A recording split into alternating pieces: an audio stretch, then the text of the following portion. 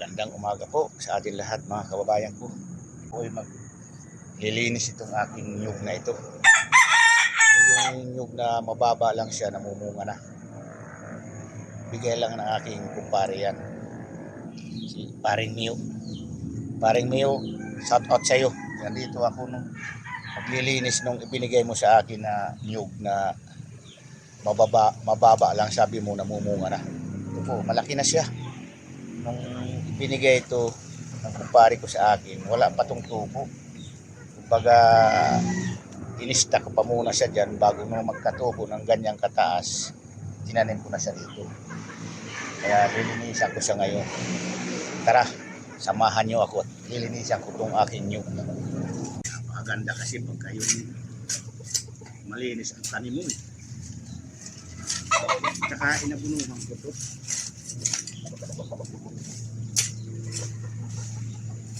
Napunuhan. Umulan kahapon ng hapon.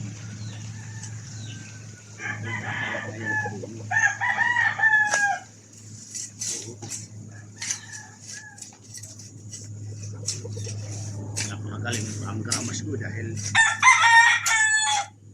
patulak, tumatalab. Pagka kinakabit ko pa ganyan, nakatalab din.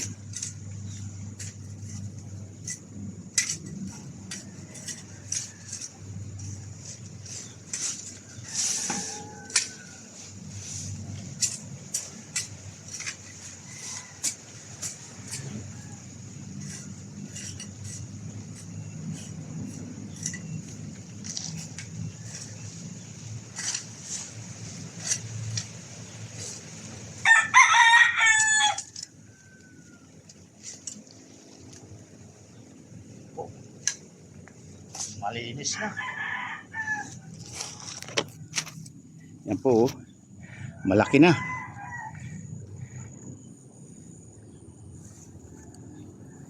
Baka man lang di pa sa akin kunin ni boss yung lupa niya, baka makapagbunga naman nga nandito pa ako, ay mapapakinabangan ko rin yung kanyang bunga. Yan po,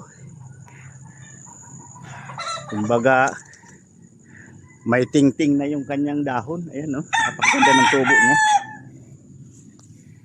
Naabunuhan ko pa yan. Ayan. Ang ganda ng tubo niya.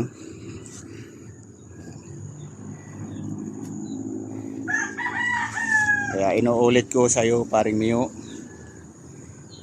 ito na yung binigay mo sa akin ng nyug na pananim. Sabi mo sa akin ay ito yung nyug na mababa lang, namumunga na. Yun na siya. Malapit na mamunga yan siguro. Sige po. Maraming salamat sa lahat po. Follow and share na lang po. Bye bye.